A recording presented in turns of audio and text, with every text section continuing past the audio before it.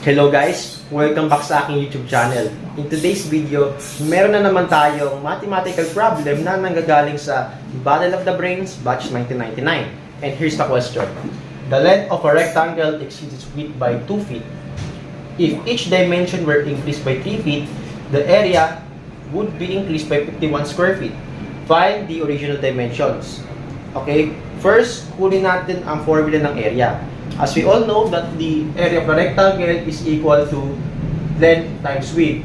Based sa question, we will take width as x, while the length exceeds its width by 2 feet. So, 2 feet more than the width. So, lalagyan natin dito ay x plus 2. Kukunin natin ang original area sa pamamagitan ng x plus 2 tsaka ng x by taking length as x plus 2 while the width is x. And now, if we're about to distribute the x times x, which will be x squared plus x times 2, that will be 2x. So, ito ang gagamitin natin mamaya for us to get the value of x. Tingnan na naman natin itong next sentence.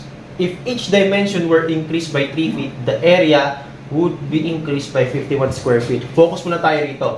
If each dimension were increased by 3 feet, ang new dimension nito, imbes na x lamang ang width, that will become x plus 3 kasi increased by 3 feet eh. While the length, since sa umpisa pa lang ay nadagdagan siyang dalawa, so we will just add 3 sa 2, kaya maging kalabasan sa length ay x plus 5. Kaya if we're about to get the new area of the rectangle, that will be x plus 5 multiplied by x plus 3.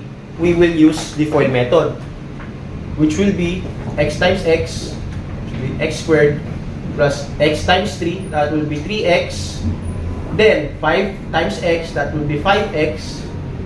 5 times 3 will be 15. We will combine like terms, which is 3x and 5x. X squared plus 8x plus 15. Ito rin ang gagamitin natin mamaya for us to get the value of x. Next, makikita natin the area would be increased by 51 square feet. So, ibig sabihin nun, nadagdagan siya ng 51 square feet from the original dimension. We will subtract the new area sa original area. The new area will be x squared plus 8x plus 15. Don't forget the parentheses para din kayo malito. Minus the original area, which is x squared minus, plus 2x pala, my bad, equal to 51. We will cross the like terms, which is x squared and x squared as well. Kaya matitira lamang dito ay 8x plus 15 minus 2x minus positive 2x is equal to 51. Just like what I did earlier, we will just combine the like terms, which is 8x. Ang like terms ito ay 2x. We will subtract 8x sa 2x at ang magiging sagot dyan ay 6x.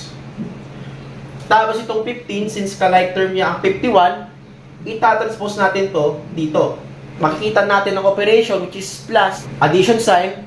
Kung ilalagyan siya rito, after the equal sign, that will be minus 15. 6x is equal to 51 minus 15. 51 minus 15 is equal to 36. At ngayon, klarong-klaro na. Mahahanap na natin ang value ng x by just dividing 36 sa 6.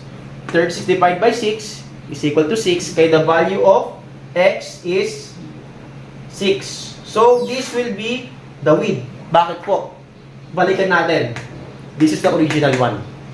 At ang hinahanap pa yung original dimension. Paano na natin kukunin ang length? By substituting 6 sa x. By taking 6 plus 2 is equal to 8. Kaya ang maging sagot dito ay 6 by 8 feet. I hope you learned something new. It's me, Bernard Escorial. Stacker out.